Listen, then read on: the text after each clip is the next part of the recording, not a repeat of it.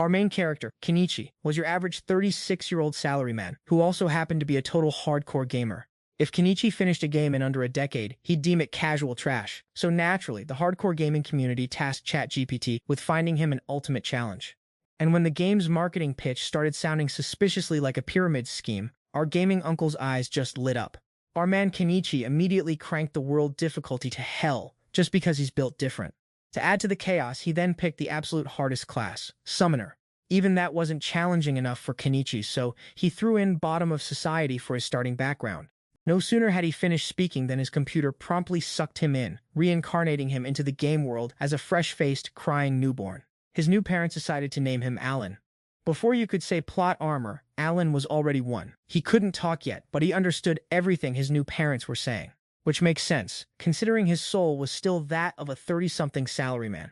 And just as he'd set up, Alan was born smack dab at the very bottom of society. His village was so poor it literally had to pay taxes just to farm, and it was so insignificant it didn't even have a name yet. Alan's dad, Rodang, was what you'd call a truly stand-up family guy. And his mother, Teresa, was quite the beauty and a total sweetheart. Yeah, his family was dirt poor, but his parents were absolutely rich in love and affection. Ever since his reincarnation, Alan had tried to pull up his status screen a gazillion times, but no dice. But today, it just popped up, leaving our boy Alan absolutely dumbfounded. His mom and dad heard his little gasp and rushed in to check on him, forcing Alan to immediately switch to Operation Pretend to Sleep. Once they finally left, he cautiously tried to open the book again, just to make sure he wasn't hallucinating. Turns out, both summoning and creation had their own dedicated skill points, and the more you used them, the faster they leveled up. While most other players would start at an F or E rank, Alan, of course, was dumped into the game at a solid H rank. Yeah, that's like bottom of the barrel, sub-basement level difficulty right there. Oh, and there was even an apology letter from the game admin, because this grimoire was apparently over a year late. Classic. Our man almost thought he was getting reeled into another high-stakes, multi-level marketing scam. Alan then tried to summon some insects, but, spoiler alert, absolutely nothing happened. Without any proper instructions, Alan had to fumble around for a bit, like a true isekai protagonist.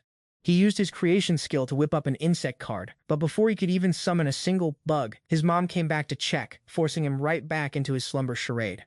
If he kept babbling like this, his parents would definitely get suspicious, so he decided to call it a night, mostly because a one-year-old body gets tired ridiculously fast. The next morning, Alan's dad, Rodang, woke up at the crack of dawn to chop wood, while Teresa, after doting on her son, went out to tidy up. Seizing his golden opportunity, Alan opened his grimoire and tried to summon an H-rank insect. Just then, a bizarre green light, complete with a completely out-of-place Phobo logo, flashed within the book, and boom, a giant rock-hard grasshopper materialized right before him. At first, Alan just assumed it was a regular, stubborn grasshopper, mostly because it completely ignored his commands. But a moment later, its stats finally popped up in the grimoire, so he decided to name it Denka. And when he saw that Denka had a skill to boost his master's stats, Alan practically screamed with joy. Hearing her son's sudden yelp, Teresa burst into the room and immediately stomped the poor grasshopper that was playing with Alan. A few days later, Alan finally figured out how to summon a county-level wild beast. This time, he managed to summon a white mouse that looked just as ridiculously dumb as the grasshopper.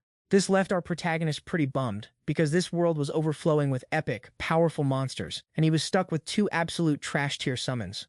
Currently, Alan could summon a max of 10 creatures, and if he had 10 mouse cards, his attack power would get a whopping plus 10, making him look slightly stronger than other toddlers. But the amount of EXP he needed to grind was, get this, 100 times more than any other player, which was seriously starting to grind his gears. That day, Rodang returned, absolutely caked in blood, because he and the other villagers had just successfully hunted a wild boar. Noticing his son's curious little gaze at the wild boar, Rodang decided to give him a piggyback ride to go see it up close. And this, folks, was Alan's very first glimpse of the outside world, beyond the comfy confines of his home. His dad then started explaining to his son all about the mystical Anba heron birds. These birds knew no bounds, able to soar freely wherever their hearts desired. And yep, Alan's name was actually inspired by these very birds. Rodang had to summon all his courage to even suggest that name, because his wife had apparently gone full furious dragon on him, claiming it was the name of a literal magic beast. After a bit of a trek, Alan finally got to witness the monstrous wild boar that his dad and the villagers had just casually taken down. According to Uncle Dadeye, this wild boar was a solid C rank, and it took a whole 20 people to finally take it down. And thanks to that little chat, Alan got some fresh data to benchmark his own ridiculously OP power. After 10 months of sneaky training, Alan finally hit level 2 and unlocked the incredibly mundane yet vital skill, note-taking. He cracked open his grimoire and realized he could now summon G-rank monsters. Even better, he got a new fusion skill, allowing him to summon even more beasts at once. Alan was itching to try out his new fusion skill and finally get rid of those 2 trash-tier summons. But oops, not enough mana. That night, Alan carb-loaded like crazy to recover mana, but the mana pool of a nearly 2-year-old wasn't even enough to summon a single G-rank monster, let alone fuse anything. Many tedious days later, Alan finally entered the true grind phase. Finally, after all that grinding, he managed to fuse 2 H-rank monsters into a G-rank leaf-bird creature he named Chappie, who had a voice mimicry skill perfect for messing with enemies. He also summoned 2 other G-rank beasts, a frog with a taunt skill to annoy enemies, and a mole rat that could dig trap holes. Alan had played way too many grindy games in his past life, so he quickly figured out that the key to being a savvy summoner was mastering his summon's combat skills. But with these low-level monsters, it was still way too hard to actually confront a real monster. Soon after, his neighbor's daughter, Graina, challenged him to a sword-fighting game. For Alan, this was nothing short of torture. I mean, our man was mentally almost 36, and here he was, playing sword-fighting with a literal child. To make things worse, the little gremlin was absolutely wrecking him. Yet his dad proudly declared, "That's my son," leaving Alan utterly mortified. By now, Alan was old enough to help his parents with chores, especially since he was about to become a big brother. He already had the strength of an adult, so he asked if he could help his parents harvest potatoes. But both his parents insisted he was too young to work, telling him to enjoy playing sword fighting with the neighbor's kid before he eventually had to sell his soul to capitalism. Recently, Teresa noticed her son constantly throwing rocks at tree trunks, and she couldn't help but wonder why. Well, the nearby forest was crawling with monsters, so he needed to practice now to protect his soon-to-arrive little sibling. Actually, Alan was just trying to see if he had any other usable skills besides summoning. Teresa also hoped he'd protect her, but that fierce girl Graina? Yeah, he was still not quite ready for that challenge.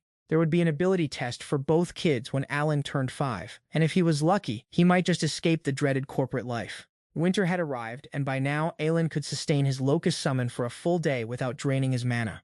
But before he could even celebrate that small victory, he got absolutely owned by the neighbor's kid again. Because he forgot to unsummon his grasshopper, Alan's mom slipped and fell after seeing it, just as she was about to give birth. Having never played a birth simulator game, our boy was completely flustered, and even Dad had no clue what to do. Luckily, Graina and her mom showed up just in time to help deliver the baby. Finally, after a difficult night, Alan's younger brother was born and named M by Rodang. Just by the name, you knew Dad got his inspiration from a monster again. But Teresa was pretty used to it by now. Only now did Alan truly wonder why he was reincarnated into this specific world. In his previous life, Alan was just a poor dude, unlucky in love, who was totally ready to ditch that life and just devote himself to gaming. At first, Alan just treated this new life like another game. But after living here for a while, he came to love this family and wanted them to escape their miserable serf life. After he turned 5, Alan's father took him to the appraisal ceremony. Speaking of the appraisal ceremony, it was a special event where every child, from noble scions to commoners like him, had to participate. And if Alan truly had some hidden power, he might just be freed from serfdom. That's why everyone around the village bred like rabbits, so Alan would be facing a lot of rivals, including the notorious neighbor's kid, Graina. After some traveling, father and son arrived at a small town with many tall buildings. If Graina was lucky enough to get the swordsman profession, she might even become a knight. Alan had just arrived at the church and saw many neatly dressed children here for their appraisal, and he couldn't escape the discriminatory gazes of those around him. Just then, 3 priests emerged from the church. In this world, many heroes came from humble beginnings, like Saintess Classy, who was a commoner, or Sword Saint Divers, who was a serf. That's why, in-game, these 2 professions were only 1 difficulty tier below a summoner. After that, the children entered the church one by one to begin the appraisal ceremony. Inside the church were statues of creation gods, and Alan immediately recognized one of them because, yeah, that was the game's actual admin. The first one to kick off the appraisal was the village chief's mushroom-headed son, and when he placed his hand, a status screen popped up, looking exactly like Alan's own grimoire. The village chief was overjoyed to discover his precious son had a talent for being a merchant. Of course, there were also kids who weren't blessed by the development. Lately, Alan just figured out that he's the only one who can actually see his grimoire, classic MC perk. Now this is the kind of convenient, game-breaking design that makes a title a must-play. When it was the freckled kid's turn, he was over the moon because he had battle support abilities. And this was the first time Alan had ever seen a kid with A-rank stats. After a while of checking, it was finally the neighbor's daughter's turn. The moment Graina placed her hand on the orb, a blinding light erupted, leaving everyone utterly astonished. Because her talent was none other than the legendary Sword Saint. Looks like the neighbor's family just hit the jackpot, officially. Allen wasn't all that surprised, considering she basically hands him his butt on a silver platter every single day. When it was Alan's turn to be appraised, the orb unexpectedly unleashed a huge burst of energy, sending him flying. But even more shocking, the priest declared he had no talent whatsoever, utterly blindsiding everyone. Turns out, some dev just used the wrong font, so they literally couldn't read his stats. Classic game bug. Just then, Rod stepped in to reassure his son that talent isn't everything. It's not having money to spend on gacha that truly makes life hard, son. Even though Alan's family was so poor they couldn't afford a bathtub, he was happy to be born into such a cozy family. During the appraisal ceremony, Alan found out his stats were E rank because he was the only one playing the game on hell difficulty in an era dominated by trash-tier games. For a normal person, this truly was hell, but for a free-to-play legend like Alan, beating down all the pay-to-win scrubs was pure bliss. Still, he just couldn't accept the stupid dev's font error. Talk about immersion breaking. Since Grenna just got her Sword Saint skill, the neighbor invited Alan's family over for a celebration. Grenna happily showed off her new talent to Alan. Meanwhile, both fathers looked visibly annoyed. Alan thought his dad was just jealous of the neighbor's family, but that wasn't like him at all. Turns out Rod had actually cut ties with the neighbors, because Grenna would soon join the Knight Order and become a noble, and he wanted nothing to do with nobles. Gugdai heard this and couldn't help but absolutely blow up at his old friend. And when they saw the two dads starting to rev their engines, the two moms had to quickly step in and break it up. Grenna's mom said that when they were kids, those two would fight all the time, but ever since they became fathers, they finally started acting like adults. All four of them were childhood friends, born and raised in the same village. 10 years ago, when they heard a new village was about to be founded, the four of them decided to migrate here to build their homes. And that's also why their two houses look exactly alike. The next morning, while Grenna was busy handing Alan another L, the Knight Order unexpectedly arrived to meet her. Immediately after, Grenna was taken to the town center to meet with the Knight Order. Alan also tagged along with his best friend to see what the Knight Order looked like, only to be immediately mocked by the kid from earlier. Seeing Alan humiliated, Grenna instantly flew into a rage, rushing forward to demand a fight with that young man.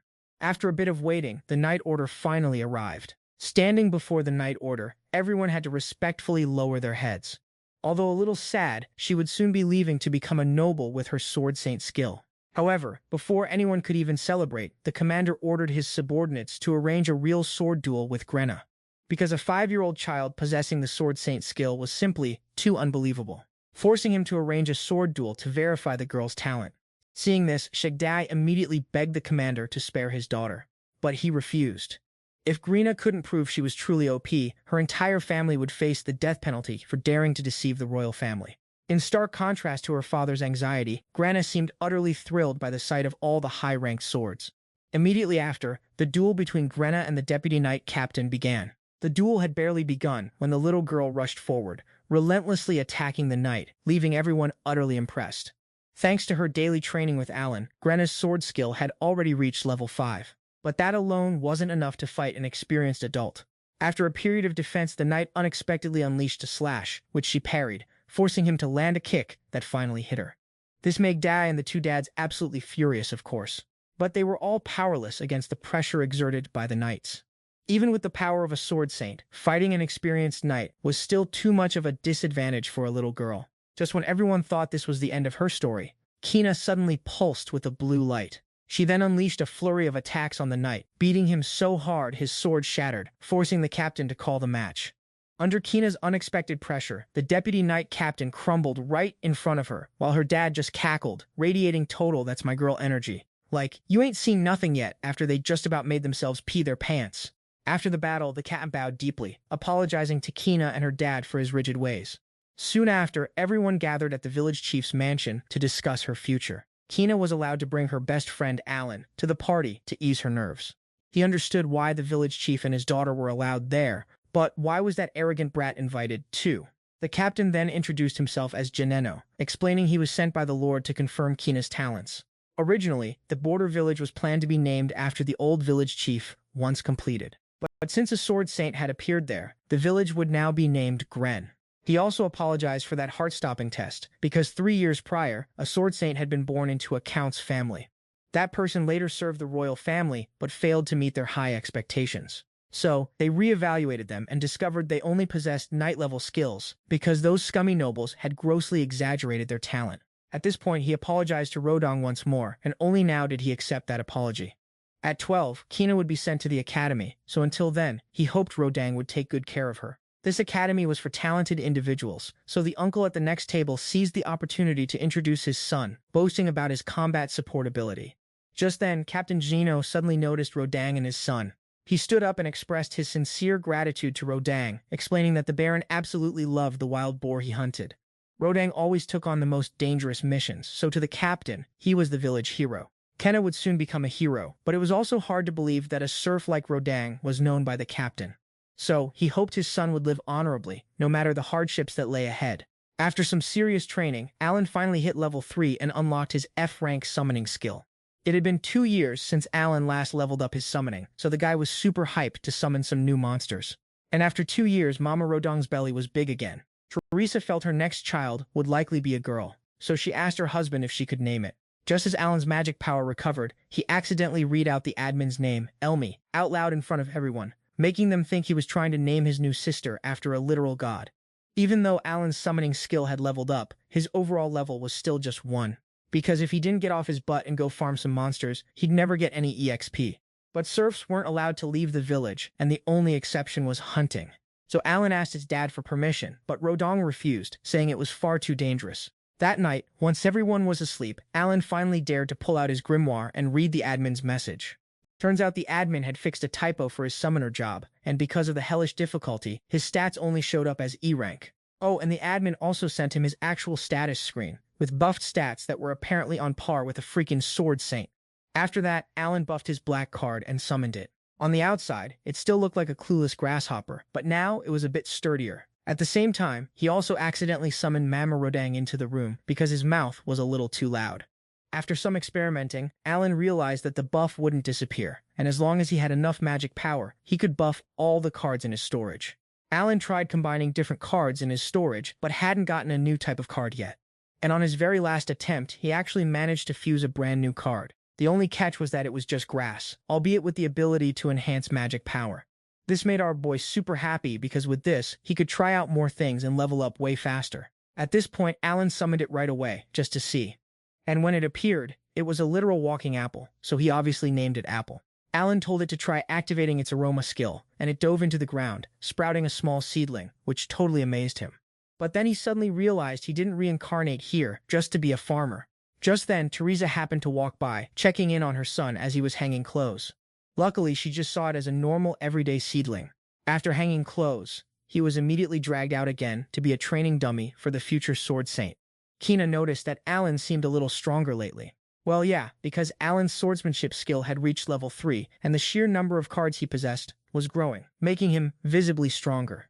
That afternoon, Alan was back to even after throwing over 20,000 times. Our main character still hasn't awakened any new skills. Our boy Alan was so busy grinding that he completely missed Apple's single seedling turning into an entire garden. He finally realized Apple's aroma skill could reduce magic cooldowns from 6 hours to a slightly less painful 5. But honestly, that's just a drop in the ocean compared to our cozy lead's goal of breaking this whole game. That evening, Rodong returned home with a serious injury, naturally causing his wife and son a ton of worry. Apparently, according to a nosy neighbor, Rodang got gored in the stomach by a wild boar's tusk. Luckily, Gda was quick enough to save his old friend with some precious miller's flowers. It was a super expensive herb, but thankfully he could afford it, thanks to those few gold coins the guildmaster gave them as an apology yesterday. Enraged by the news, the villagers immediately started blaming those idiotic commoners. Just then, M woke up and burst into tears seeing his dad hurt, so Alan had to go comfort his little brother, missing the full story. It was only much later, after M had drifted back to sleep, that Alan finally got the whole scoop. Turns out, the village chief had called upon all the serfs because some commoners wanted to hunt wild boars. Since the nobles absolutely loved wild boar meat, these guys couldn't pass up the chance to totally suck up to them. However, this was a seriously dangerous job, so very few commoners volunteered, believing they'd be protected by the legendary boar king, Rodang himself. Both Rodong and Gdai were pretty annoyed having to go hunting with a bunch of noobs.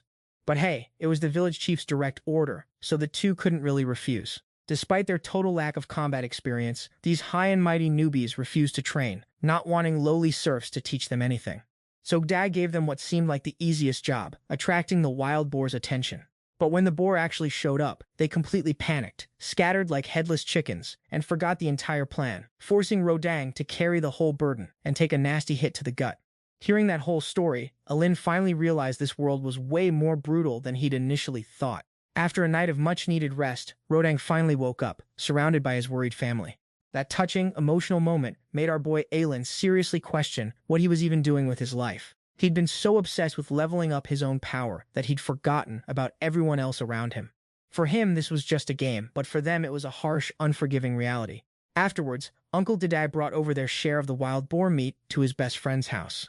He reassured the family not to worry too much, saying everyone in the village would look after them through the winter. That's when Alan told his father to rest up, because from now on, he'd be the one protecting the family, which utterly shocked everyone. And true to his word, the very next day, he started doing all the chores Rodong usually handled, like carrying water. Our boy Alan decided to dump all his skill points into physical stats and completely ignore magic, because family always comes first, obviously. That afternoon, Alan continued learning how to harvest potatoes with Uncle Didai. Thanks to all those juicy stat boosts, Alan already had the physical strength of a grown adult. It took him all afternoon to harvest 3 whole crates of potatoes, only for the local lord to casually swipe half of it. Just then, the village chief unexpectedly showed up with a basket of rare fruits to check on Rodong.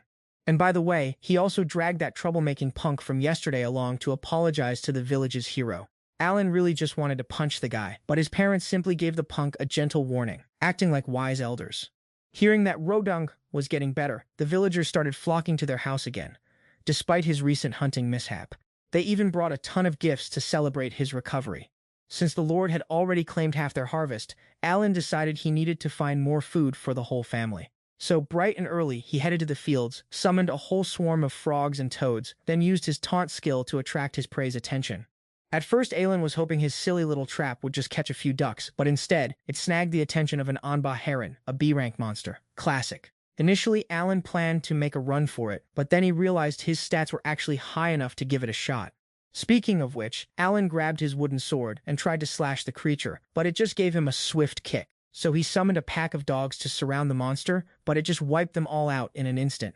On his next attempt, he couldn't even get close to it. Since his summoned beasts had vanished, all his boosted stats instantly disappeared right along with them. And fun fact, physical combat ability is usually a summoner's fatal weakness.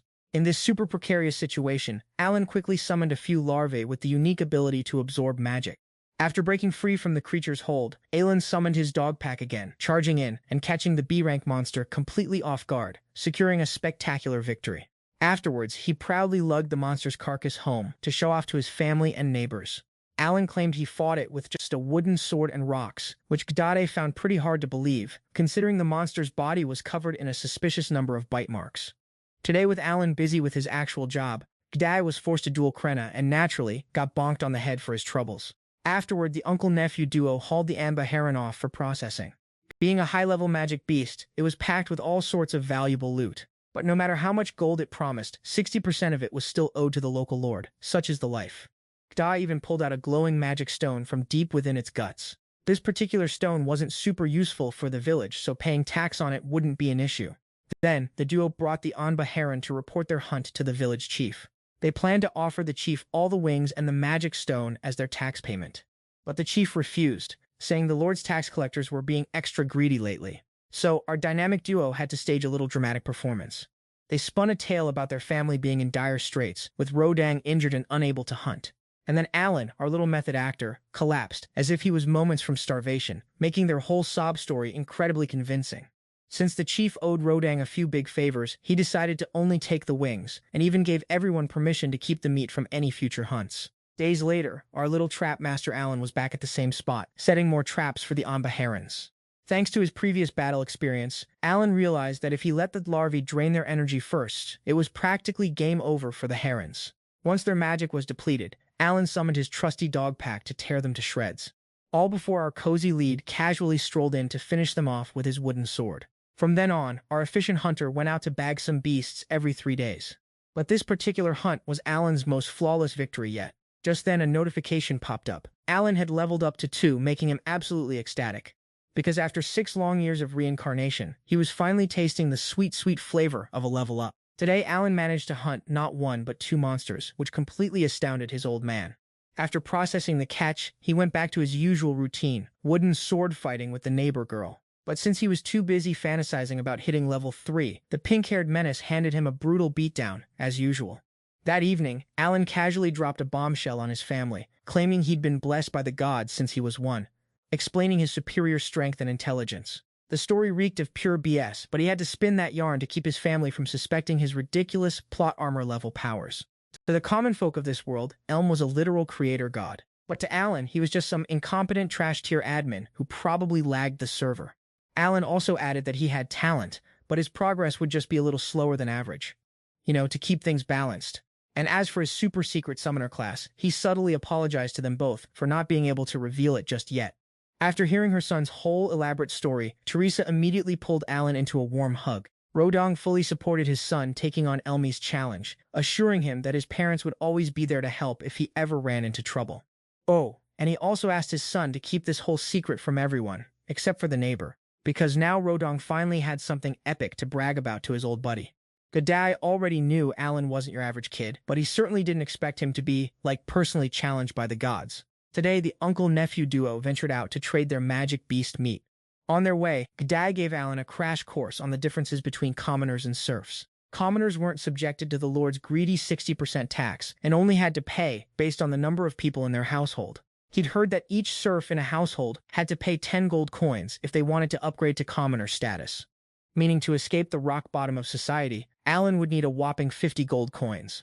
Alan then used his stash of dried bird meat to trade for some fruits and rice. Now that he'd mastered bartering, his next goal was to learn the inner workings of the market. A few days later, Alan was back, lugging more dried meat to exchange for essential supplies. He started asking shop owners and quickly figured out the local currency system. 1 gold coin was worth 100 silver, 1,000 copper, and 10,000 iron coins. A single pack of dried meat was only worth 1 silver coin, meaning Alan would have to hunt approximately 500 Anba herons just to lift his family out of poverty. Yikes. He then popped into a pharmacy to inquire about magic recovery potions, but alas, they had none. So, he just jotted down a few notes on various magical herbs in his personal grimoire instead. While he was at it, Alan casually asked the owner about a Muller's flower, only to get absolutely chewed out. Turns out, just last month, Dai had tried to sweet-talk the guy into selling it for a measly 3 gold coins But when he heard Dai needed it urgently to save his friend, he agreed to let him pay the rest later. Until the day Dai brought the full payment, the man worried every single day. After hearing the story, Alan decided to give the store owner some dried meat, because the person Dai saved that day was his grandfather. On the way home, Alan casually glanced into the blacksmith's shop, only to end up getting teased by that little punk Oaken with the bandage. Because of course it was his family's shop. At first, Alan didn't want to stoop to their level, but after getting teased too much, he just decided to join in the childish antics. Reflecting on it, this was basically the PvP mode from an open-world RPG, so Alan immediately challenged the kid. No sooner had he spoken than the kid ran inside, dragging out a giant pestle to duke it out with our protagonist. But Alan hadn't even had a chance to warm up when the kid was already panting as if he'd just run a marathon. Since he had some combat assistance skills, watching him dance around was actually pretty entertaining. However, Alan had to finish the kid off quickly because he had way too many chores, leaving the kid utterly fuming. After some rest, Rodong's wounds gradually healed, and the family welcomed a new member. Ever since Alan taught him a lesson, Dogara would come to challenge him at his house every single day, only to get absolutely owned every single time. While Alan wasn't paying attention, Dogara tried a sneak attack, but our boy dodged it effortlessly, like Faker himself. Honestly, Dogara playing with Alan was quite the spectacle, as he got absolutely served a platter of defeat every single day. Today, Rod was returning home quite late, because the Lord recently forced the serfs to increase their wild boar hunting quota from 10 to 15. So the village chief decided to let those so-called trash-tier commoners participate. Rodong really wanted to refuse, but if they didn't meet the KPI, they would just increase the number of serfs. If the serfs increased, land would become scarcer, and people wouldn't be able to hunt freely anymore. Word on the street was they even planned to increase it to 20 boars next year, forcing everyone to hunt even more. Everyone knew doing that would be super dangerous, but it was the Lord's command, so they just had to bear it. But Alan realized something. If the serfs hunted more and more, the lords would just keep increasing the quota. Therefore, Alan wanted the commoners to join the hunt, even though his uncle objected. Instead, Alan advised everyone not to worry, telling them to leave this to him, because in his previous life, he'd played so many different games that he knew a million ways to make a character OP. A few days later, Rodong gathered the villagers for the hunt. This time, he also brought his precious son along, but didn't allow him to fight, leaving Alan incredibly bored. The blonde guy stepped forward and apologized to Rodang for his foolish prank from last year. After that, the entire group left the village under the command of Rodang and Dadai.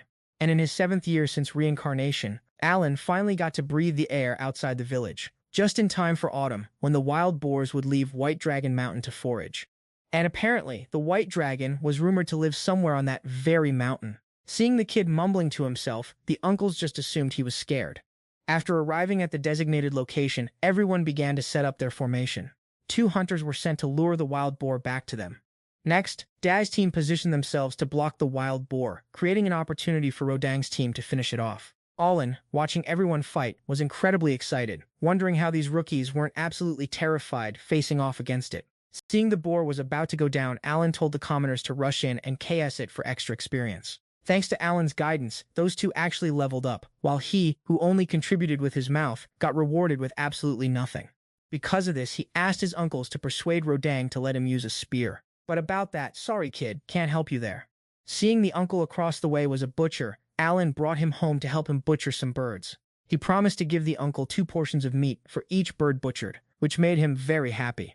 Because this meat would be sold by Alan for 50 gold coins, helping his family escape the bottom rung of society. The next day, 2 more commoners joined the group, making Alan wonder why the Lord was so absolutely ravenous for meat. Just then, another wild boar was lured by the hunters, and its fate was exactly the same as the previous hunt. The difference was, this time Alan also got a reward, because he secretly summoned a black cat to join the fight, thereby leeching a little bit of experience.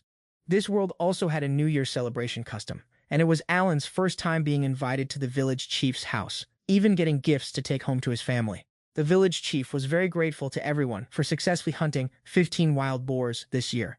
He also brought home a bottle of precious wine, perfect for luring his buddies into a good time. Speaking of which, Alan proposed training with a spear with M, as he had a natural aptitude for it.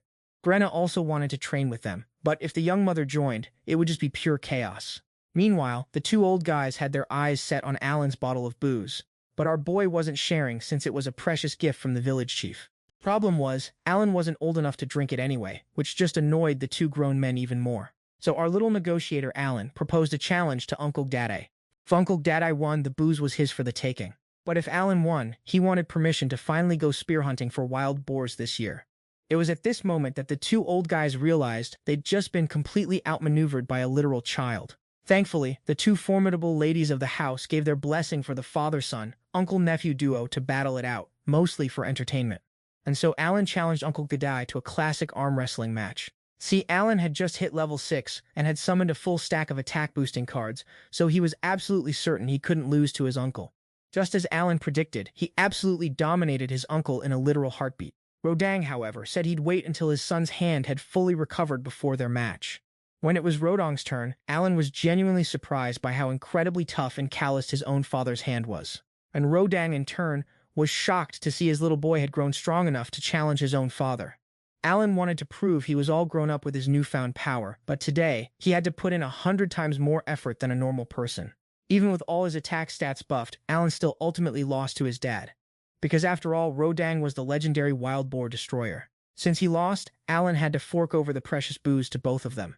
In terms of raw power, Uncle Day's stats were a solid D rank, while Rodang clocked in at C rank, giving Alan a good reference point for how absurdly strong a normal farmer could be. Rodang admitted his son wasn't weak, but he wouldn't be allowed to spear hunt wild boars until he could finally beat his old man. Determined, our young hero vowed to level up his summoning skill to level 4 before autumn, so he could comfortably farm those wild boars. Uncle Dade, after just a tiny sip of that prized booze, immediately got brave and talked back to his own formidable lady, and the result? He got absolutely pummeled. Looks like the neighbor lady's stats were a solid C rank as well, perhaps even higher. After a period of dedicated effort, Alan's summoning skill finally leveled up. He unlocked the ability to summon E-rank monsters, along with gaining more storage slots. If he could summon a full deck of 40 E-rank monster cards, his power would increase exponentially. At the same time, Alan also unlocked a completely new skill, storage. He opened the back page of his book and discovered a mysterious black void. He tried throwing a stone into it, and poof, it was gone. But he could easily reach his hand inside and touch whatever was in there. He then continued to experiment and discovered it could hold a ton of stuff inside. This really confused Alan because carrying capacity is usually a huge deal in any game. Yet, the system admin just casually dumped such a high-tier skill on him, which made Alan immediately suspicious. It had to mean some major event was about to go down, and Alan would definitely need this skill for it. He then went out to the yard to try summoning E-rank insects, but nothing happened. The Grimoire of Summoning then informed him that E-rank monster summoning required magic stones. So our boy ran back inside to raid his secret emergency stash. Luckily, he'd saved some magic stones from a few wild rabbit encounters, just for situations like this. Even with his magic stones, he still couldn't summon an E-rank monster because he didn't have enough of them. And then it hit him. That bottomless storage space was meant for holding summoning magic stones. After tossing a stone into the void, Alan immediately summoned an E-rank insect card. And when he activated it, a massive, vibrant butterfly appeared right in front of Alan, making our boy absolutely giddy with excitement. Alan's excited squeal instantly caught his mom's attention, forcing him to frantically hide the giant butterfly. Luckily, Teresa didn't suspect a thing, so the two kids managed to sneak it past his mom. The second beast Alan summoned was a fiercely aggressive saber-toothed tiger, with the sweet bonus of adding 10 stats to its owner. And when he merged the two E-rank beasts, Alan got a brand new card. The only problem was, summoning E-rank beasts was draining his magic stones way too fast. That night, Alan asked his dad about the one-horned rabbits, but apparently, they were such a nuisance that the villagers had dug ditches to keep them out of the village. The next day, Alan sought out our resident smarty pants, Mushroom Head, to ask about magic stones since he heard the kid was super smart. According to Mushroom Head, magic stones were what powered magic tools with their arcane energy. But D and C rank stones were primarily used by the bigwigs in the capital. E-rank stones, though. Those were basically considered garbage, and you could just pick them up anywhere. And as if on cue, Mushroom Head bent down, plucked an E-rank magic stone. By nightfall, our MC had everyone rally the villagers to pick up any stray magic stones lying around. Thanks to that, by the next morning, Alan had already finished crafting a whole army of E-rank monsters. Just then, a wild boar suddenly attacked Alan, leaving him injured. Little Peanut immediately appeared to heal him up. Meanwhile, Aha the butterfly used her charm skill to create an opening for the saber-toothed tiger to finish it off. Just then, another wild boar appeared, but Cabio timely rushed out to shield his master. Alan suddenly woke up, realizing he had just conjured up this intense monster battle scene from those magic stones. Well, of course, because in 7 years, our boy hadn't gotten into a single fight, so he had to imagine how to battle. These were all the monsters he had managed to summon since reincarnating into this world. From battle-ready units like the saber-toothed tiger, all the way to defensive rock-type summons. From creatures that could heal, to those capable of enemy crowd control. And of course, his massive inventory space was perfect for hoarding all those magic stones. Clearly, the game developer's intention was for Alan to create a giant monster army capable of sweeping away any and all enemies.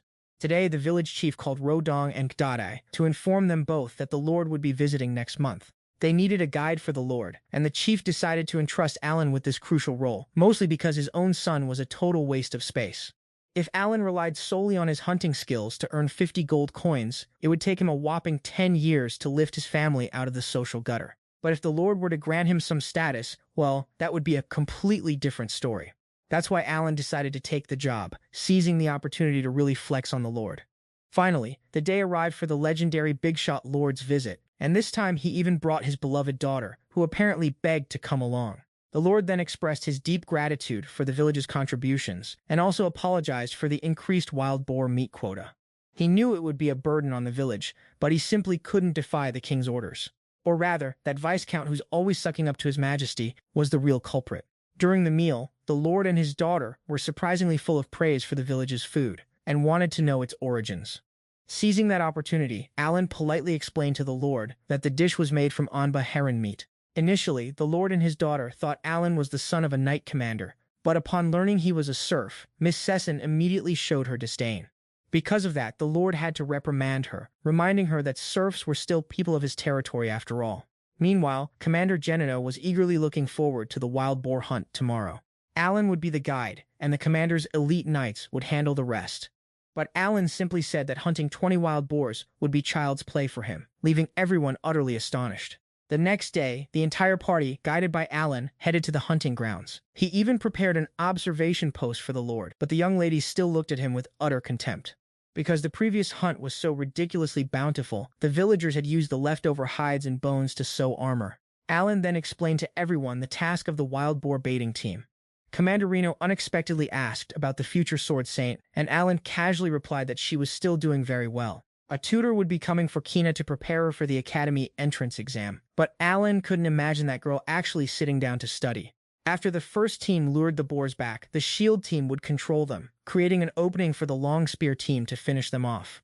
And upon observing everyone hunting wild boars, Miss Season immediately fainted on the spot. Yet for the commander and the lord, it was an absolutely magnificent sight to behold.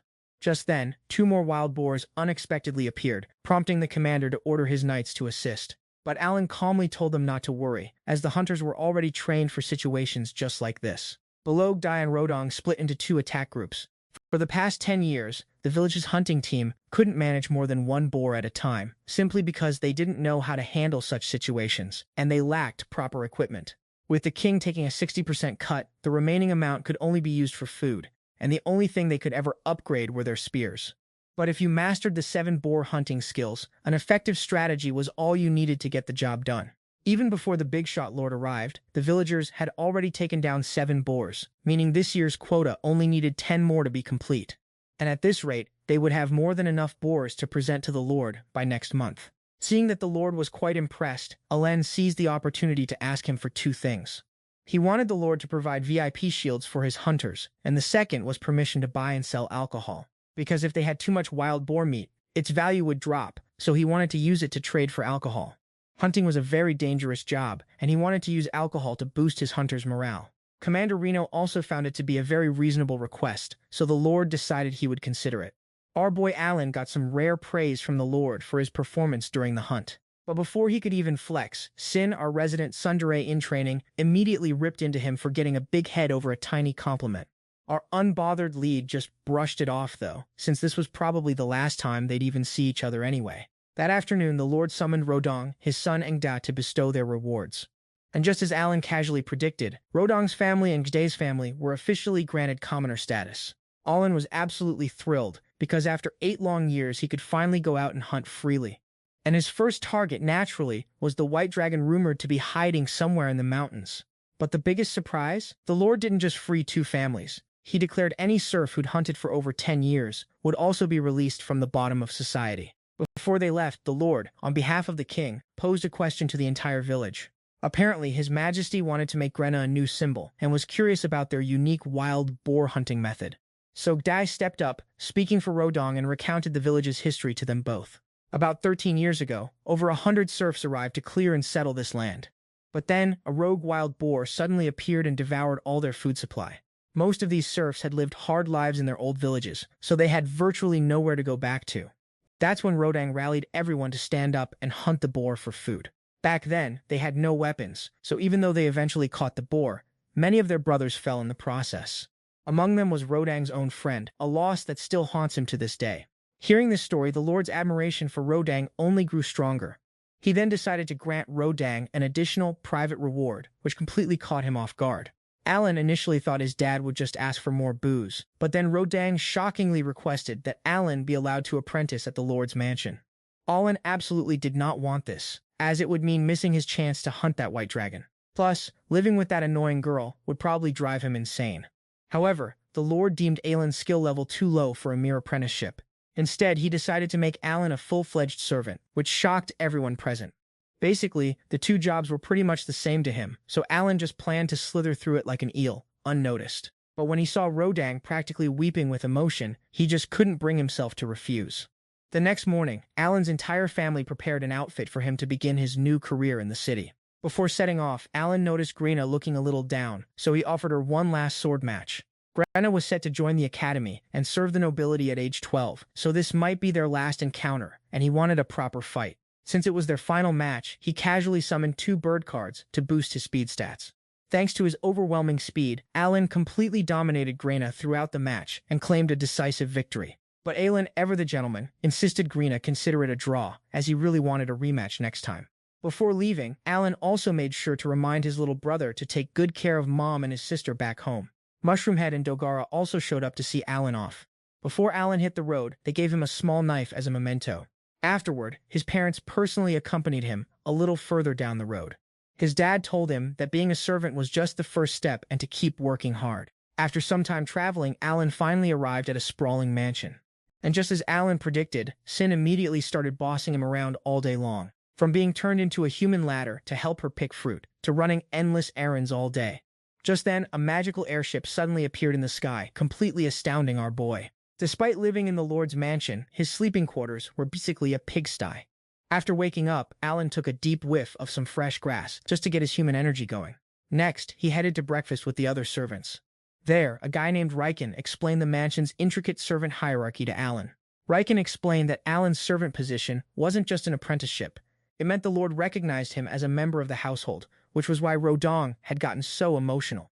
After breakfast, Alan went to serve the Lord and his daughter. He noticed their breakfast was exactly the same as the servants, proving just how frugal the Lord was. Alan was so courteous that even the Lord's wife couldn't believe he was once a serf. Even the Lord had to praise him as incredibly skilled. When Sane saw this, she instantly started lecturing Alan, puffing out her chest about being a mage, only to get instantly reminded by her dad to chill. Since the second child had no talent, our boy Alan got super bummed out every time the family brought it up. So Sin just blamed Alan, but our dude was too chill to even care. With no work today, Alan decided to just stroll around town for a bit. He rocked up to the Adventurers Guild, trying to sign up, but got immediately rejected for being under 12. Classic. But our boy Alan wasn't about to let a little thing like age stop him. He casually strolled over to the quest board, looking for any easy monsters to farm. Turns out there were tons of monster hunting quests, but with 0 specific locations. Helpful. According to one seasoned adventurer, the higher-level monsters hung out closer to White Dragon Mountain. That's where he saw them trying to hunt mudgats, but apparently, these things were so terrifyingly strong that nobody was brave enough to risk it. But even those mudgats weren't as strong as the actual White Dragon living even higher up. Apparently, White Dragon Mountain was also stacked with tons of Mitri, making plenty of adventurers drool over the loot. Since it was another day off, Alan decided to casually go monster hunting.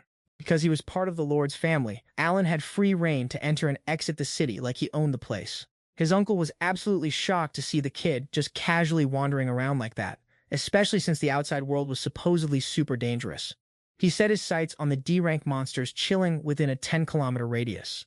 Then he just casually summoned a massive dark eagle and started petting it like a house cat.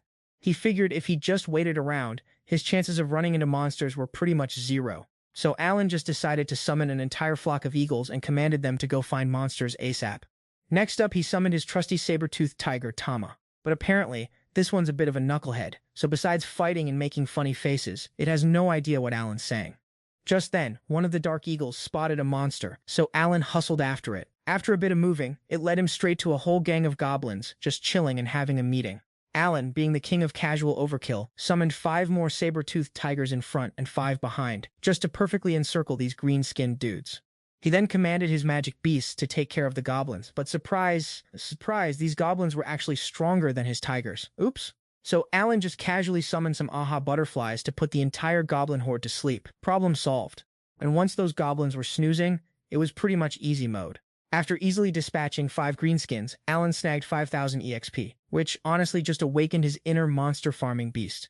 He also made sure to carve them up for some sweet, sweet magic stones. Gotta get that loot.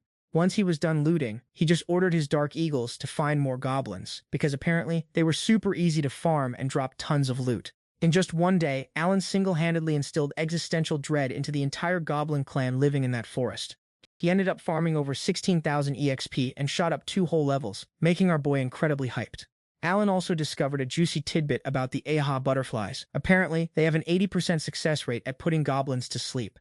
He also snagged a bunch of D-rank magic stones, but apparently, you can't use D-rank stones to summon anything lower than an E-rank magic beast. The system has rules, even for our OP boy. He made a mental note of that, just in case he ever needed to summon something super low tier. So Alan just told his dark eagles to keep scouting for more monsters. The grind never stops. Turns out, these feathered friends had the night vision of a chicken, so they were useless after dark, which pretty much meant he was stranded from his mansion for the night. Oops. From that day forward, Alan went on 4 more hunting sprees and casually shot up to level 13. He even went to the blacksmith to swap out his regular stones for some metal pellets, just to seriously amp up his basic attack power. Monster farming truly was the ultimate chill flex, raking in both magic stones and sweet EXP. Talk about killing 2 birds with 1 stone. No sooner had he stepped foot back in the mansion than Alan got an unexpected summon from the Lord for a chat. For the past 2 months, the Lord had heard Alan was doing exceptionally well, but he was super curious about what the kid was actually doing on his days off. Because, without fail, his guards kept reporting that Alan left super early and came back super late. The Lord's pointed question made Alan realize he was definitely being eyed with suspicion. So Alan just decided to tell the honest truth. He'd been out monster farming around town, casual. Because, being Rodang's son, that monster hunting blood just naturally ran through his veins. Couldn't help it. The answer reeked of utter nonsense, but the Lord was surprisingly impressed. The butler, ever the pragmatist, advised him not to sell his monster meat haul to outsiders. Instead, the Lord's estate farm would buy all his meat, which made our boy incredibly happy. Free market, who dis? And just like that, he was now killing 3 birds with 1 stone. The ultimate chill flex. Our man Alan just set a casual goal to farm 100 goblins and a few unicorns for some pocket change. Just then, his trusty hacks started making weird noises, so he followed them out, only to find a party of adventurers getting absolutely mobbed by goblins. Right as the goblins charged, Alan popped in and tried his divine slaying orb, but apparently it didn't quite pack the punch. Since he couldn't summon his usual monster squad in front of them, Alan had to resort to the simple knife his buddy gave him to solo these punks. Now, our boy Alan's attack power is already level 12, so brawling with these green-skinned nuisances is, pretty chill. What? Because he couldn't clear the god's trial, the blue-haired dude was practically knocking on death's door. So he tried using the life grass his fluffy pets made, and yep, it actually worked like a charm. He then healed the rest of the adventurers with the life grass too, leaving them absolutely flabbergasted. The blue-haired dude then realized Alan was the very kid who kinda annoyed him back at the Adventurers Guild. Afterward, Alan said goodbye to everyone, ready to go grind some levels, but the blue-haired dude surprisingly called him back to repay the favor. So, he asked them to collect 100 E-rank magic stones for him, which left all 3 of them totally confused because in this world E-rank stones are basically worthless dirt. But then, all 3 promised to find enough of them and bring them to Alan within a week. Miller flowers were super rare, but he realized they only restored a fixed amount of HP. Meanwhile, the life grass, made by his fluffy, slightly stinky pets, could completely heal any wound. This battle gave him less EXP than usual, probably because the EXP was being shared amongst the party. Later, he chided his HCK for deciding to go rogue, making Alan realize they prioritized their personal feelings a bit too much. This proved that the dev created some awesome beasts, not just obedient NPCs. And after all those exciting hunts, the little troublemaker Jin went right back to making our boy Alan work his butt off. The wild rabbit stew Alan made for everyone had the guild leader surprisingly impressed.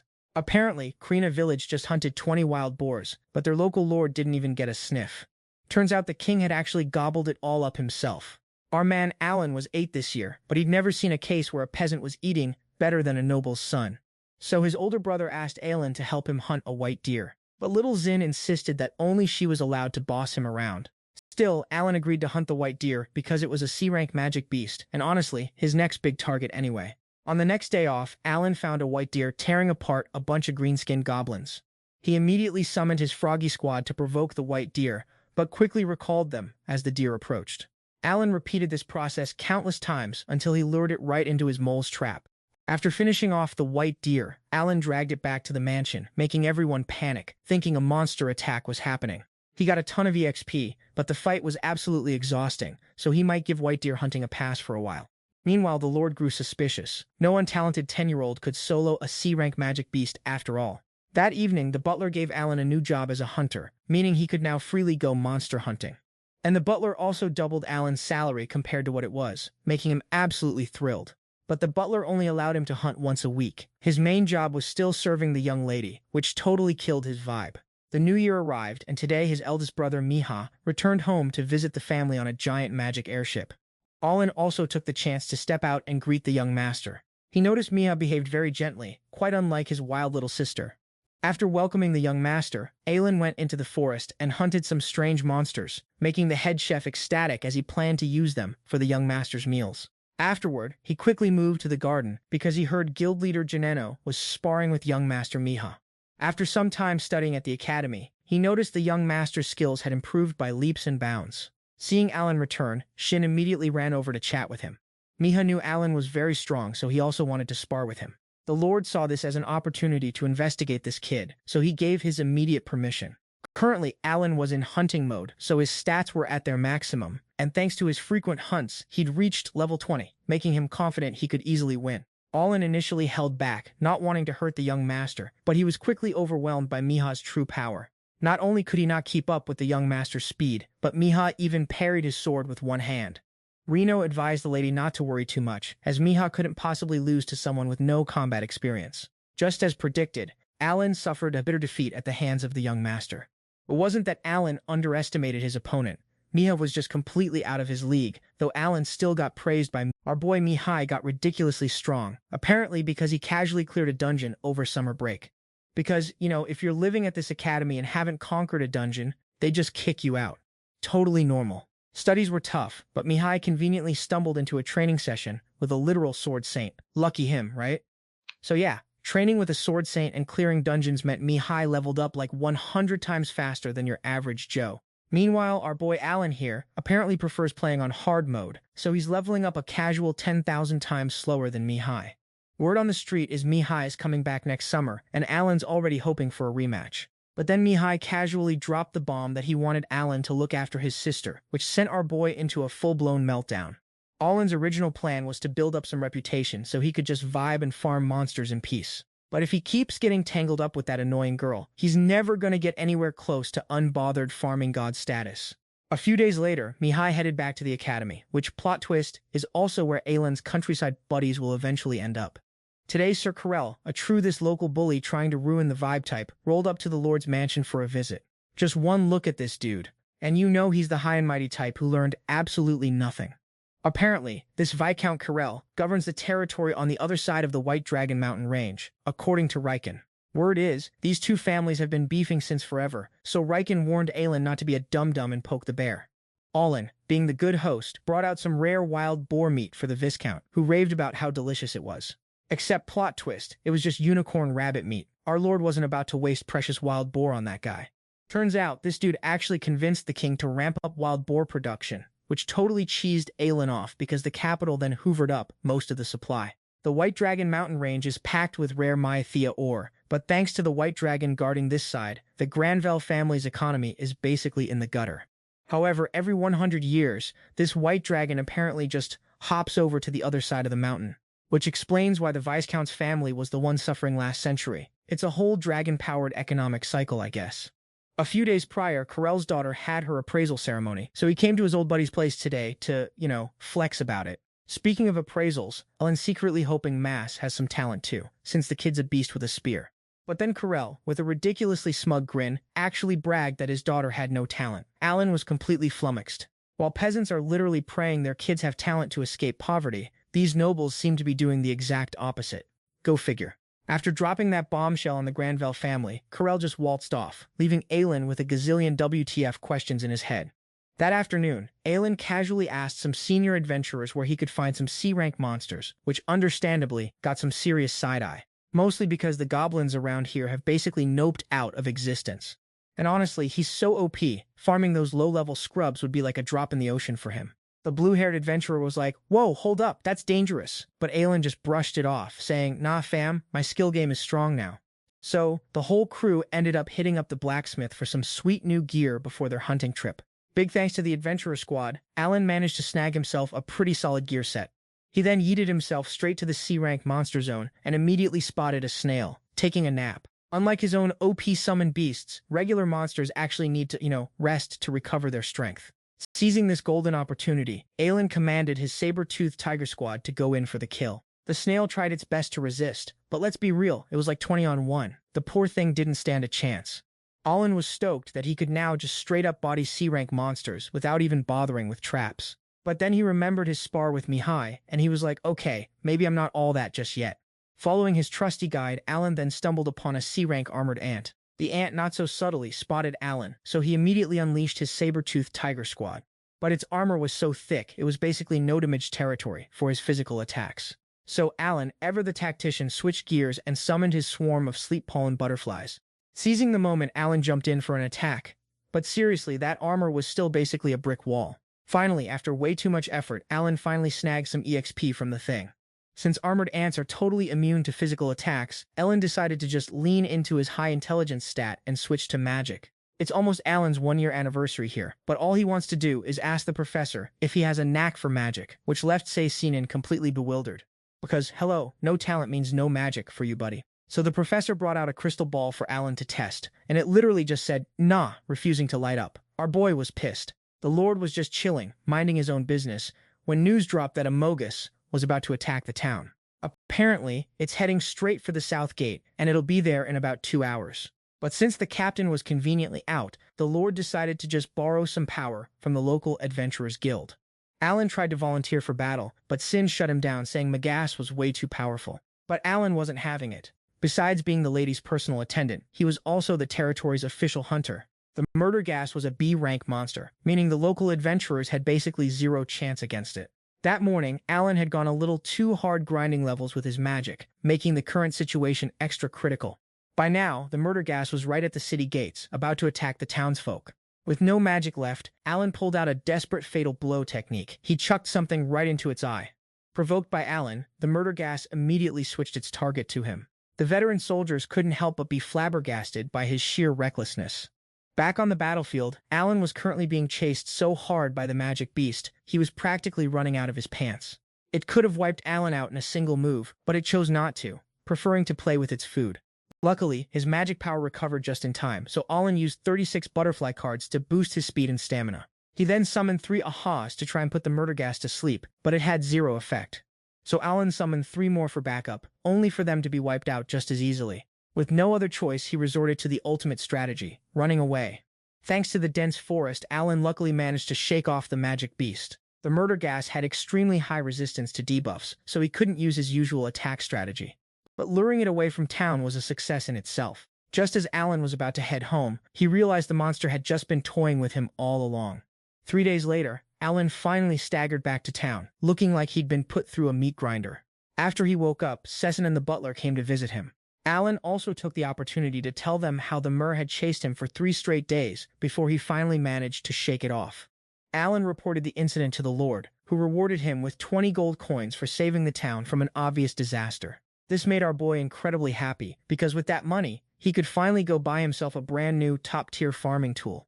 With his new gear in hand, Alan could now easily farm armored ants. While it couldn't fully pierce their armor, it was more than enough for him to collect magic stones. He then called down the flock of hacks flying overhead to conduct a few experiments. Alan pulled out a bunch of different items from his inventory. Then he put a momo fruit into his pouch and challenged a hack to guess what was inside. And the hack correctly identified the item he was hiding in the pouch. Next, he summoned a hack from his card deck, and it also knew what was inside the pouch. Then he called down a hack flying in the sky, but it had no idea the pouch contained the momo fruit. However, the hacks he summoned from the Book of Magic afterward did know. After that, he summoned a popo bird, and it didn't know what was inside either. From these experiments, Alan deduced that magic beasts summoned from other places were able to share information with unsummoned magic beasts, but only those of their own kind could receive that info. Moreover, his summoned creatures would level up alongside him, and as long as the summoner didn't die, they'd become an immortal army. Summer had arrived, but Alan still couldn't manage to defeat Mihai. This was despite him diligently grinding levels recently. Alan admitted he was weaker than Mihai, but he wasn't exactly thrilled about it, claiming Mihai had learned a ton of cool stuff at the academy. Mihai also praised how much stronger Alan had gotten, but added that while Alan might have stood a chance against last year's Mihai, this year there was no hope. Losing to Mihai was already a tough pill to swallow. And to make it worse, Sesson kept teasing him, driving him absolutely mad. Then he was genuinely surprised to hear that Alan had actually dared to fight the murder gas. Even though Alan ran away for the entire battle, even someone as strong as Mihai wouldn't have had the confidence to fight it. Just then, a knight suddenly announced that the white dragon had migrated, which caught everyone completely by surprise. According to adventurer reports, it had left its nest and moved towards the Corel territory.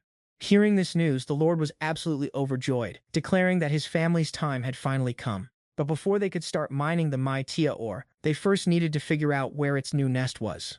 Plus, they still had to clear out all the monsters living between the mine and the town. Since it was summer vacation, Mihai asked, but that's a hard no, because if the white dragon decided to make a comeback, it would be an absolute disaster. Plus, the base of the mountain is crawling with countless other monsters, so it would take months just to investigate. But for our boy Alan, this was actually terrible news, because if those knights went out and cleared all the monsters, our unbothered farming king would lose his chance to farm some sweet, free EXP. So if he wanted to level up, he'd have to come up with a different plan entirely. Today, Alan ventured far outside the town just to have the space to experiment freely, because his summoning skill had just leveled up. Besides his old skills getting stronger, Alan also unlocked a brand new skill, sharing. He immediately summoned HCK, activated his sharing skill, and instantly gained its vision. Then he ordered HCKB to soar into the sky and enjoy the panoramic view of the world. Alan didn't just get HCK's vision, now the summon was even sharing its skills with him. HCK was currently super far from Alan, yet still sharing its skills, proving there was no distance limit. This immediately made him think of playing multiple game accounts at once. Next, Alan summoned a few more HCKs, used sharing, and found himself with 5 different perspectives. But when he tried to use sharing on a 6th one, Alan started feeling dizzy and lightheaded, which meant his sharing limit was 5 summons. Sharing didn't have levels like his storage skill, but it had a clear limitation, even though he could summon 50 creatures at once. And after observing for a while, he realized it depended on his intelligence points. Using sharing once consumed 200 intelligence points, so right now, he could share with a maximum of 5 summons. To prove his theory correct, Alan summoned 6 D-rank HCK monster cards to boost his intelligence stats to over 1200. Then, he used his sharing skill and confirmed that his hypothesis was indeed correct. So that's how the game developers intended high-intelligence summoners to work. Next, he created 6 types of D-rank cards and summoned them all into the outside world. And then Alan realized something else. Because his summons shared their status, he could also passively gain EXP whenever they farmed monsters. Our boy just found a literal AFK EXP farm. With that, Alan shared his vision with the D-rank monster squad and ordered them to start hunting. With his D-rank monster army, Alan could easily take care of those C-rank armored ants. Among the D-rank monsters, there was even a sweet potato-like creature that could generate mana recovery items. The HCK owl with its night vision helped Alan optimize his night hunts. Just thinking about it made Alan ecstatic. From now on, he just had to summon monsters to instantly farm EXP. The Harumi fish had an enhancement ability, allowing Alan to control up to 8 magic beasts simultaneously. After fully understanding the mechanics, he ordered his magic beasts to hunt, but strictly forbade them from attacking adventurers. And just like that, the era of remote NPC control officially began. The next morning, Alan summoned a bird and ordered it to fly back to his hometown to check on his family. His parents and younger siblings were living happily, and his friends were still messing around as usual. Before leaving, he had the bird deliver a gold coin to everyone. Just a casual flex, nothing to see here. After 6 months of reconnaissance, Janeno discovered that monsters had nested in the old Midrill ore mines.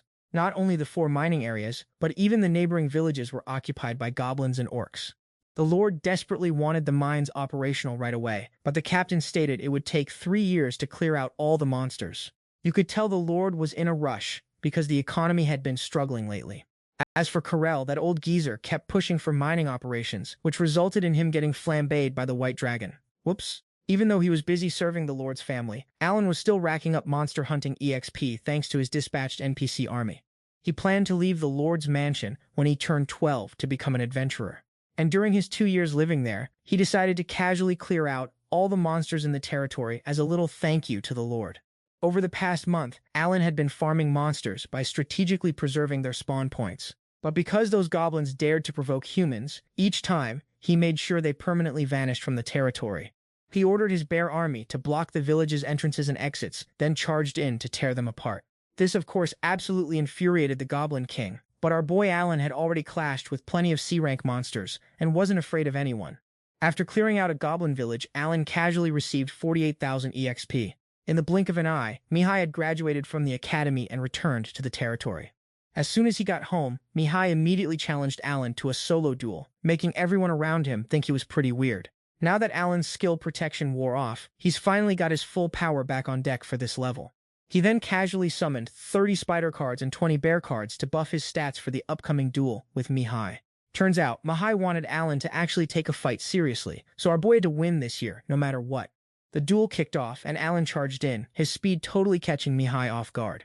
Even with Alan's relentless assault, he just couldn't land a single hit on Mihai.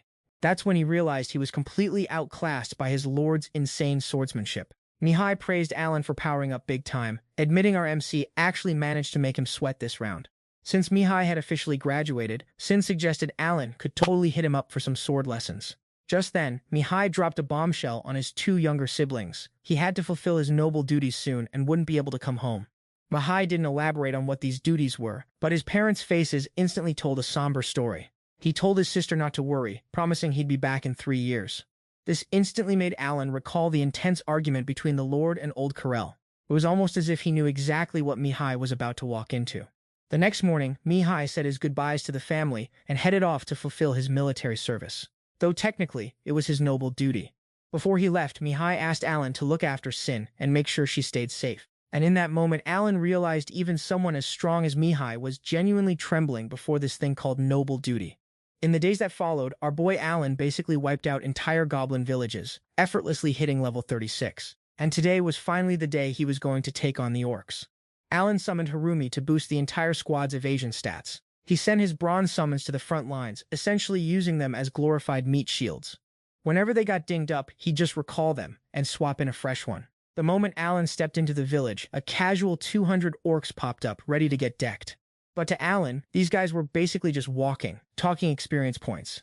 He unleashed his literal immortal summon army to just utterly farm that sweet XP. The plan seemed flawless, but these orcs were putting up a fiercer fight than our boy expected. Right then, a stray magic orb tried to sneak attack Alan, only to be instantly intercepted by a loyal Brawn. That orb was courtesy of an orc mage and its 2 henchmen. Seeing a monster wield magic like that for the first time actually got Alan hyped, especially since even he couldn't pull off those spells. But those magic orbs kept targeting spots where the Brawn couldn't cover, which seriously irked Alan. So he decided to unleash his death blow technique, basically just smashing their heads in. The orc mages quickly ducked behind a barricade and started flinging random magic at Alan like it was a party trick. And while he was busy strategizing how to efficiently farm this giant pile of walking XP, one orc snuck off to snitch to the Orc King. Even after he'd cleared out a significant chunk, there were still over 100 orcs chilling around. So he decided to drop the defense strategy and just go straight for the counterattack. If push came to shove, Alan could totally summon like 20,000 bears, because our boy had mana spheres for days. Speaking of which, Alan started burning through his mana reserves to create his own mighty bear legion. Seeing his forces getting absolutely bodied, the Orc King finally decided to make his grand entrance. Alan ordered his bear squad to attack, but the Orc King only needed one swing of his axe to instantly drop a summon. Despite the Orc King's raw power, for every bear it took down, Alan just casually summoned another one. But then he realized his summoning speed couldn't quite keep up with the Orc King's furious bear annihilation rate. And in a fleeting moment of distraction, an Orc Mage managed to snipe 2 of the Brawn protecting Alan. So Alan had no choice but to call 2 bears back to literally shield him from the incoming damage. Problem was, these bears weren't exactly defense specialists, so Alan still got yeeted pretty far. Thanks to his trusty Grass of Life, Alan wasn't seriously hurt, but he was genuinely stumped on how to deal with this ridiculously strong Orc King. And just as Alan was considering a tactical retreat, Commander Reno just casually popped up out of nowhere. This totally threw Alan for a loop because, according to his calculations, they shouldn't even be here until tomorrow morning. He saw the ominous black smoke and came to check it out, now expecting a full explanation. At this point, Alan had no choice but to spill the beans. He was actually just trying to wipe out the orc village. Surprisingly, Reno completely ignored Alan's summons and just marched. He ordered the deputy commander to clean up the rest while he soloed the Orc King. Initially, Alan really wanted to snag all that sweet EXP from the Orc King, but he knew he wasn't geared enough. Just then, the Orc King lunged at Janino, but he casually batted it away with one hand. Because Janino always showcased such an overwhelming fighting style, everyone called him the War Fiend. And Janino just standing there, taking the Orc King's hit with one hand, completely blew Alan's mind. Next up was the performance of the second strongest after the deputy commander, LeBron. He leaped right into the warrior orc swarm and unleashed a shockwave that turned them all into literal donuts. And even the orc mage up above couldn't escape that lightning-fast attack. He was terrifyingly strong, but Alan couldn't understand why the deputy commander lost to Grana so easily. Back to the fight with the Orc King, Janeno suddenly vanished in a blink. From above, he leaped down and cleaved the Orc King in 2, much to our main character's utter disbelief. Janeno effortlessly took down a B-rank monster that Alan struggled with in a snap, making Alan wonder just how ridiculously strong he was. That evening, Janeno brought Alan back to the camp to rest. Before this, he had a hunch that Alan was the one who wiped out the goblins, and now he'd seen it with his own eyes. He noticed that the day Alan became the young lady's retainer was also the day monster corpses piled up outside town, all stripped of their magic stones. Not to mention, Alan could effortlessly hunt white deer and fight on par with the young master, so who wouldn't be suspicious? From what he'd seen, he realized the boy had talent, and his true strength lay with those beasts from earlier. The Lord also knew this beforehand, which is why he let the boy work as a hunter. Janeno would keep Alan's secret, provided Alan reported his monster hunting progress to him. Alan immediately agreed, because going against the Night Order just for that pile of EXP wasn't a good look. While on the topic, Alan also noticed that Janeno's back was covered in a gazillion different wounds. Alan's plan to attack the Orc village was perfect, except he underestimated the Orc King's strength, and the EXP gained from this battle was 330,000 points. The next day, the royal family unexpectedly visited the Lord's manor to deliver an item. It was Mihai's diary, written at the camp, because the Lord's son had fulfilled his noble duty and been buried. This enraged the Lord, as Mihai had only graduated 6 months prior. But in the end, he couldn't defy the king's command. Alan had previously sensed Mihai's trembling hands, as if he had foreseen his own demise. Afterward, the Lord asked everyone to leave the room so he could speak with Sin. Outside, Alan overheard that the Lord knew Mihai would log out due to noble duty. He tried to explain to Sin, but she was too grief-stricken to listen. Even Alan could feel the helplessness of a high-ranking noble through the Lord's expression. According to Riken, the Lord's parents and elder brother all perished because of this so-called noble duty. Just then, Sin unexpectedly vanished, causing the entire manor to rush out and search for her. Alen guessed she might have snuck out, so he volunteered to go look for her. Sane walked through the streets until her body was exhausted from hunger, clutching her brother's memento, but tears welled up in her eyes. Because when Mihai read his own diary, he anticipated he would log out in the future. Just then, Alan arrived. He didn't come to bring Sin back, but to accompany the young lady, because I am the most loyal servant. Knowing Sin was tired and hungry, he pulled a simple meal from his grimoire and offered it to the young lady. Sin ate the simple meal prepared by Alan, crying as she missed her brother. Mihai was incredibly strong, even Alan had to admit that. But he departed so abruptly. At this, Sane burst into violent sobs, terrified that her own future might follow her brother's path, making Alan realize that noble duty was something truly dreadful. Setting that aside, Alen comforted Sin by inviting her to travel the world with the little money he'd saved up. Sane refused, saying that at age 12 she'd have to go to the academy, but Alan simply wanted to know if the young lady had any future plans. Remembering her brother's parting words, Sin decided to propose an important plan. But first, she wanted Alan to carry her home, because she'd been walking all day and her feet hurt. The moment they arrived home, the Lord and his wife rushed to embrace their daughter. The Lord reassured his daughter, telling her not to worry, because once their family regained the rights to mine mithril ore, Sin would be exempt from military service. That was precisely why he was pushing so hard for the mining operations. But Sin, ever the proper noble, said no. She had to fulfill her duties in the name of Granvels. Half a year after Mi's funeral, the Granvels family returned to normal, while our boy just casually wiped out all the orc villages nearby. The Lord also kicked off Maitia ore mining and had someone keep an eye on Old Man Karel, who definitely wasn't happy about losing his sweet piece of the pie. Today, Alan began his grand adventure, exploring the slopes of the White Dragon Mountain Range. Sin had asked to tag along for training earlier, but Alan wasn't about to lug around a literal dead weight. After some strenuous climbing, Alan finally stumbled upon what looked like a super juicy EXP gold mine. He estimated the cave ahead held about 1,000 armored ants, and very likely a B-rank monster, the Ant Queen, hiding inside. Since he couldn't get intel from above, Alan decided to thin out the numbers first before going for the main event. Alan summoned his bizarre beast trio, bears, spiders, and fish, which instantly sent the ants swarming out of the cave. Their numbers were ridiculously overwhelming, so Alan had to go full-on summon spam just to keep up with the ant hordes. But even a month later, our boy still couldn't clear out the first ant nest. He was taking down over 400 ants a week, meaning at least 2,000 should have been gone in a month, but somehow, they were still countless.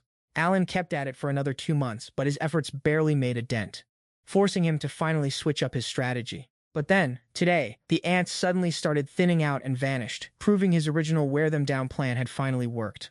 He summoned a flock of owls, used a sharing ability on them to scout the cave's interior, and simultaneously mapped it out, pinpointing every enemy. The Ant Queen's cave was a sprawling labyrinth, making him spend an entire afternoon without even finding the Queen's chamber. Just as Alan was about to call it a day and head back to the mansion, the very last owl unexpectedly found the Ant Queen's chamber. He immediately ordered his NPC summons to charge in and get to work on the Ant Queen. Being a B-rank monster, it only took a few tail swishes to completely wipe out his bear summons. But no matter how many bears the Ant Queen annihilated, Alan's new waves of bears kept popping up to annoy her. Alan repeated this brilliant formula until the Queen was finally lying defeated in the middle of her own cave. In this epic battle, Alan only lost a mere 20 bears, compared to when he fought the Orc King, where he had to sacrifice about 100 summons just to take it down. The real reason he won so effortlessly was that the Ant Queen had just conveniently given birth to 4,000 larvae. Oh, and incidentally, Alan also stumbled upon this cave being a rare Maitia ore mine.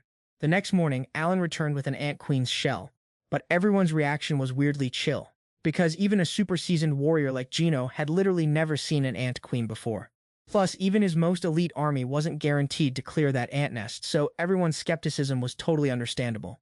Reno estimated it would take an army of thousands just to raid that armored ant cave. and the cave was massive and dangerous, so no one in their right mind would ever go pick a fight with those things. The Knight's Order's highest conquest targets were just orc and goblin villages, nothing close to this. So the idea of Alan taking down thousands of ants to bring back an ant queen? Yeah, good luck getting anyone to believe that. But when they saw the literal mountain of ore Alan brought back, everyone was absolutely floored. Because manhwa ore wasn't something you just casually stumbled upon. After that, Alan presented the cave's location and its internal map to the Lord for his report. This was the fifth manhwa mine discovered, and a Knight Order would quickly be dispatched to secure it. Thanks to this, Alan was officially recognized among those who discovered the nation's precious manhwa ore. And by law, he'd get a whopping 36% of the mine's output, which sent shivers down his spine because he was now officially rolling in dough. This year, Alan turned 12, and the Granville's family could finally resume their operations after a century of hardship.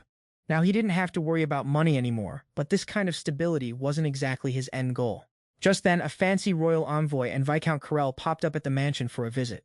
Even though he'd lost the mining rights, the old geezer still looked smug, clearly cooking up some new scheme. Today, the royal envoy brought an official announcement for the Granville's family regarding the mining operations. Seeing the Corell and Granville families constantly bickering over mining rights, the royal family decided both families should co-manage the mountain region.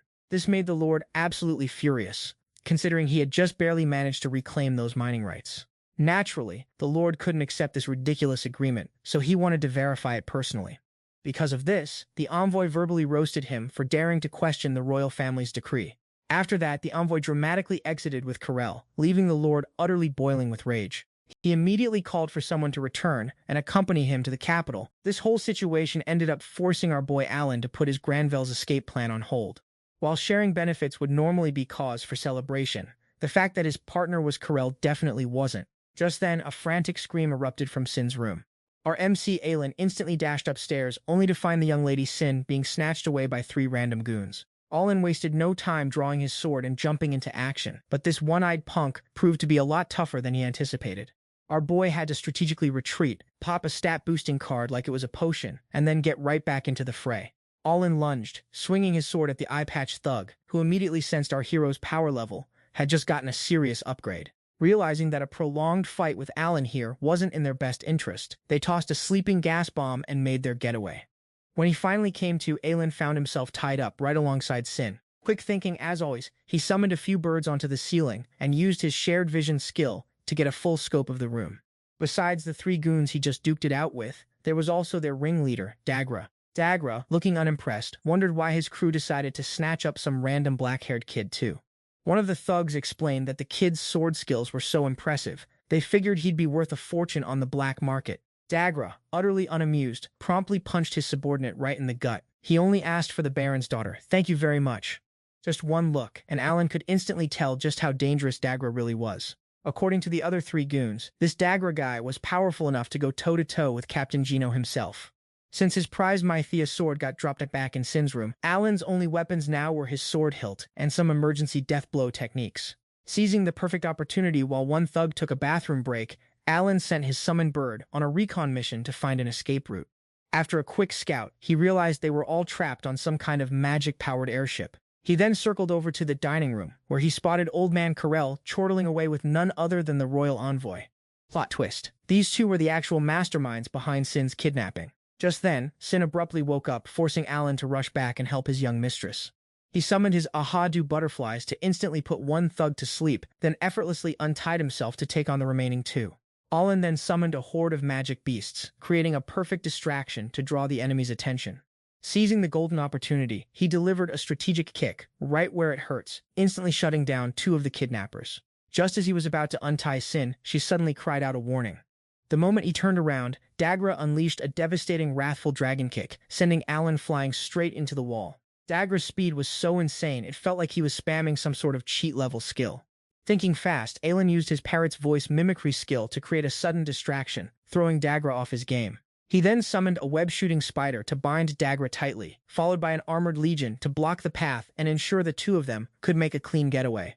They were 100 meters above the ground, but jumping was their only escape route, much to Sin's silent, terrified screams.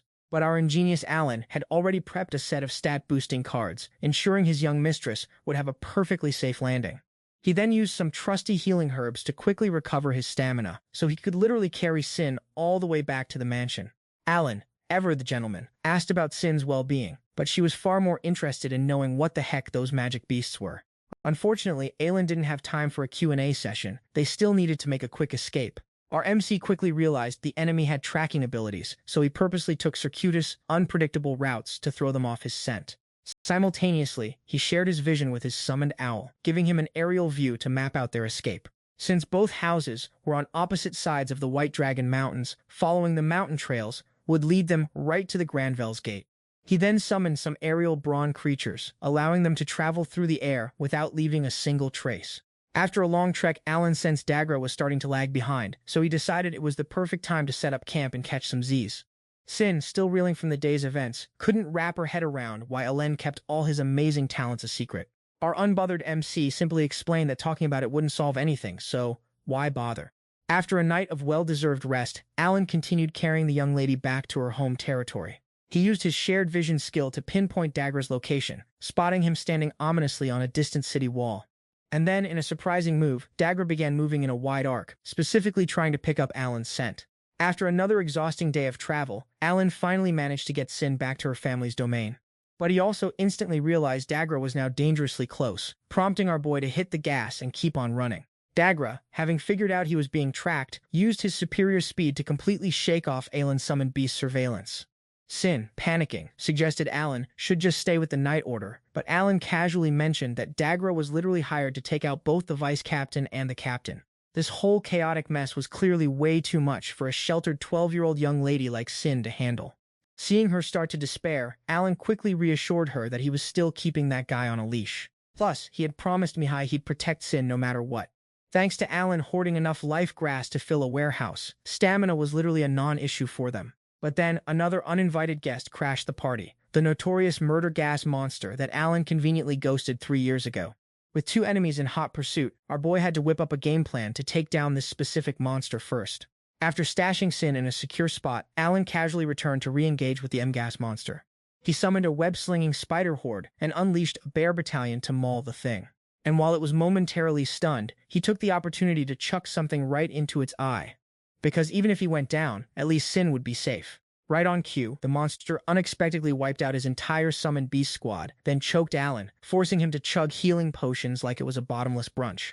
Seeing how ridiculously beefy this guy was, Murder Gas decided Alan was its next gourmet meal. That was his cue. Alan immediately plunged his broadsword straight into Murder Gas's eye, boosted by all his freshly buffed stats, leaving the monster 0 time to react. The average IQ of your garden variety low-level monsters. With Murder G now blind as a bat, Alan was basically winning without even lifting a finger. After casually dispatching a B-rank monster, Alan scooped up a mountain of EXP. But ironically, that very distraction allowed Dagra to finally catch up to him. His supply of Iron Shot was now completely depleted, and that broadsword still impaled right in Murder Gas's eye. His summoned beast got one punched into next week. His chances of victory were basically hovering around 0. Before the brawl, Alan told the noble lady to make a run for it, promising he'd hold the villain off. But before Alan could even finish his heroic monologue, Dagra drop-kicked him clear across the arena. He didn't even see Dagra move before he was face-planting into the dirt. Dagra then taunted Alan, "Oh, what's wrong? Why don't you call your little pet monsters to fight me now?" And just as Dagra was about to deliver the finishing blow to our hero, a wild fireball suddenly appeared.